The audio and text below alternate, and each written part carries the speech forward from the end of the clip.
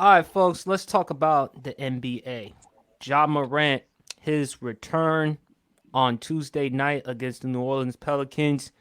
Bro played great. He played unbelievable. Little winded in the first half, but in the second half, he looked like the old Ja, the game winning bucket. Oh my God, it was great to see Ja Morant play. And then, of course, the other night against the Indiana Pacers, in which the Grizzlies won. So, Champ, I'm going to let you go first. What are your thoughts about Ja Morant's return? I am so happy to see that young fella back in prime. I mean, he's not in basketball shape right about now. As we saw, he was winded in the first half. He's not in prime basketball shape. But as the season goes along, I believe we're going to see some of the best performances we've seen of his entire career. And I believe that we're not going to see as much off the field stuff, off the court stuff, excuse me, that we have saw previously from him.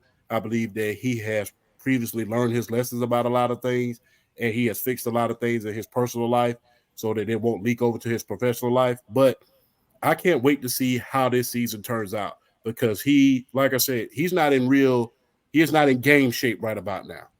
He's not in game shape. But as the season goes along and he start getting into game shape and working along during the season, it's going to be interesting to see if he can push them to the play in at this point, considering how behind they are.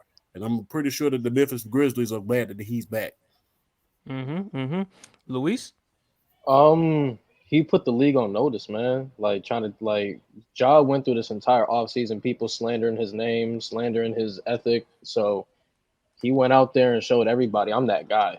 I'm going to hoop. I'm going to carry my team. Like it to me, I took it as a performance as y'all forgot who the fuck I am. Like this is Mm. why they drafted me, and I'm gonna come up here and I'm gonna show out. That's what he did. Last word. Yeah, for me, bro, I agree with everything Luis said, but I don't I don't want us to let the Pelicans off the hook either though, man. They closed that game out terribly in that fourth quarter, especially down the stretch, man. I've seen so many missed opportunities and missed shots in that game from them that it was dreadful. It was inexcusable from Brandon Ingram down to CJ McCollum, some of the looks they had. But as far as John Morant go, this is who this guy is. I feel like we all know that the guys who actually watch basketball, but this is who this guy has been. He's arguably a top three point guard in this league, and he showed you that not only outperformed me, like I said on my TikTok, you see it in PSP, like he Yeah. outperformed the guy Zion, who many believe, was the rightfully first overall pick. Which, to his credit, Zion's a hell of a player when he's We're going on to his talk about game. Zion in just a sec. But yeah, John Morant just put, like Louis said, he put the world back on notice, man, that he does this for a living. It's the reason why he got the contract he got. All right. Before I get to casual, a response from my man Brandon from the block. Go check out his podcast every Mondays at 7 and Wednesdays for basketball. His response was, I'm just here so I won't get fined. Quoting his running back, Marshawn Lynch, beast mode. That is nasty. That is nasty. That is totally nasty. Casual, what's your thoughts on Ja? uh, give me like 5 seconds. I just want to gather my bearings because I have a little bit of a gripe when it comes to Ja, because Ja robbed us of his talent for 25 games. Memphis Grizzlies are 8-19, and it's all on Ja. I'm putting all of it on Ja because if Ja plays, they are above 500 right now, and it's sad because like just look at him in the Pelicans game in the second half. Look at him in the Indiana game, that Mm-hmm. whole entire game, and you can see the Ja effect. That's what I'm calling that, the Ja effect. He like when you to put into perspective what the Grizzlies like were dealing with for much of like the early part of the season. They were like bottom bottom of the NBA when it came down to finishing around the rim, when it came down to attempts finishing around the rim. He comes in immediately, has them outscoring teams in the paint. The Pelicans, to be specific, a team that is supposed to be smash mouth basketball, he out smash mouth the smash mouth basketball.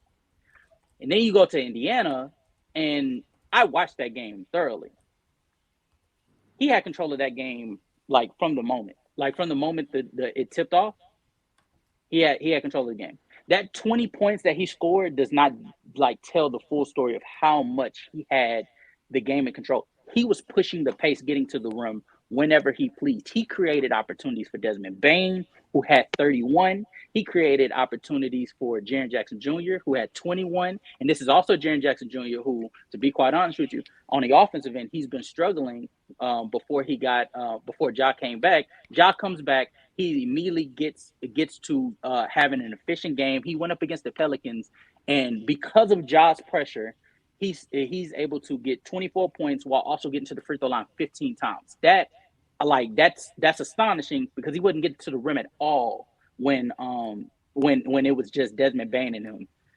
Like the effect that Ja has on them on the offensive end with his rim pressure is what most impressive to me, while also the most frustrating because all of this could be praised from the beginning of the season all the way up until now.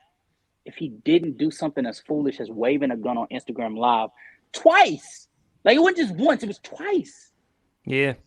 Yeah, I mean, no one is disagreeing with you there, Casual. I mean, he lucky this wasn't David Stern. He would have dropped the hammer.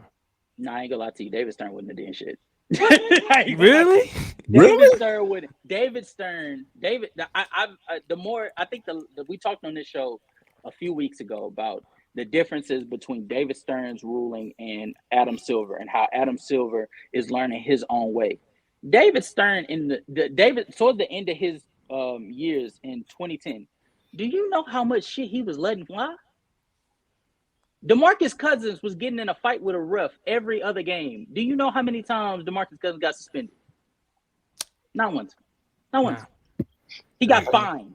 I think the worst thing David Stern did was veto the Kobe and Chris Paul. No, absolutely. That is the worst thing he's done. I heard that. I also heard that. Didn't Dan Gilbert get involved in that situation as well? I'm not sure about that.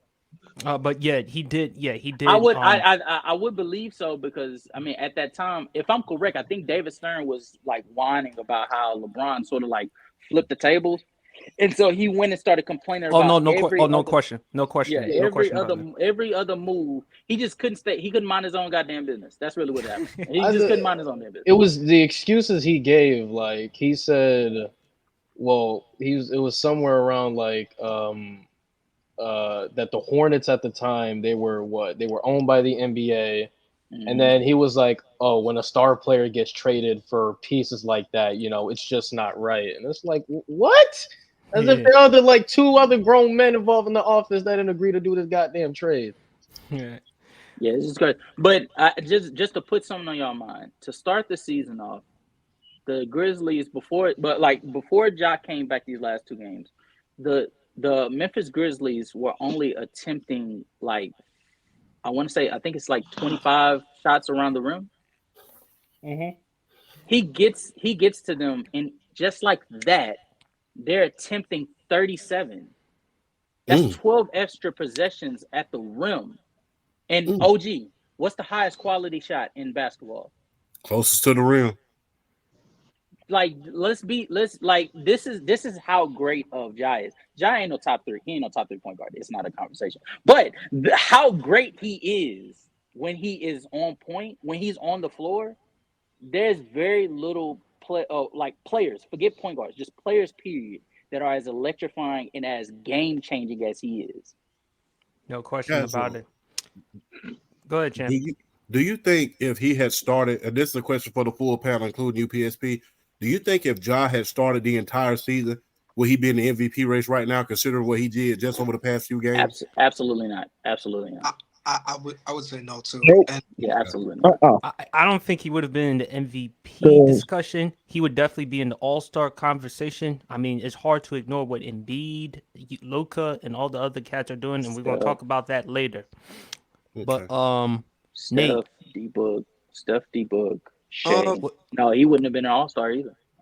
I would say, just going off of what Casual said, I wouldn't. Although he put a lot of blame on Ja, and Ja definitely deserves blame, you gotta put blame on Memphis. The organization did a really bad job keeping depth. They got hurt, a lot of injuries. And I think that's more of an impact of the doing well. Because honestly, when they had Tyus Jones and Ja was out, and you had Tyus, Brandon Clark playing, and on top of that, just a little bit more positive energy from that team. Like when you lose those first couple of games, you start 1-6, and you have injuries, and on top of that, you don't have a pure point coming off the bench that can like really get guys into their spots. It's gonna be tough. Yeah. So I think their depth hurt them. Two, I don't agree with Ja being an MVP candidate because Ja doesn't have the statistical dominance the other guys have. Right. Like Jokic is averaging like 30, 15, and 15 with being like a top 2, top 3 seed. Like that hurts. Yeah. Like there's no way you're going to be able to compete with Luka's numbers. There's no way you're going to be able to compete. Even like when you compare him with Shai, what Shai's doing in fourth quarters is like Giannis. So I don't think the MVP race is going to be a guards for a long time because of just the way that these big PGs, if you want to call them, like Luka, low-key Jokic is a PG if you want to call it, a PG from the post. No, he's not. No, he's not. He can take the ball up in transition. Oh my God. Garden situations. Casual. That's a conversation for a different day. I know. I'm not gonna do it. I want you to maintain your composure. It's holiday season. I am. All right. If he gets the ball and he pushes it in transitions and guys are running with him, he's a point guard in that situation in the same way that Magic Johnson was a point guard in those situations. Getting the rebound, push it in transition. He wasn't necessarily the guy taking the ball up every single time. Like I think those big guys who are the hubs of their team's offenses, where they're making every pass, okay. So are you saying that essentially Jokic plays the point guard role in that sense? Like he's basically like doing what you're programmed to think point guards are supposed to do. He's a point guard in the same way like James would be a PG, in the same way that like he's a point guard in situations when he's in transition, he becomes the PG. No, I disagree. I think he's if you want to say he's a play initiator or he is but I think that's I don't think that's not a point guard in my eyes. I think a point guard is a player that is playing at the point guard position. That plays at the point guard position, and that's a point guard. But there's plenty of play initiators that don't play the point guard position. I agree. I think I agree with your side. It depends on how you see the game, but I'm more so like on that Jalen Rose side where I feel like positions were created for people to be able to keep up with the game. Like when I watch Jokic play, when he's catching the ball and he's running in transition, he's not a point guard on that possession. When he's pushing the break and setting guys up from the post, he's a point for me. He's a point guard in those positions. So when Giannis is pushing down, when Giannis is pushing the pace down the court, is he a point guard to you? I mean, the Giannis situation is different because of the fact that, like, when you really address his handle, the fact that he can't play in the half court. But he's initiating the play as well. Like Jokic's ball handling skills isn't better than Giannis's. But not in the half court, though.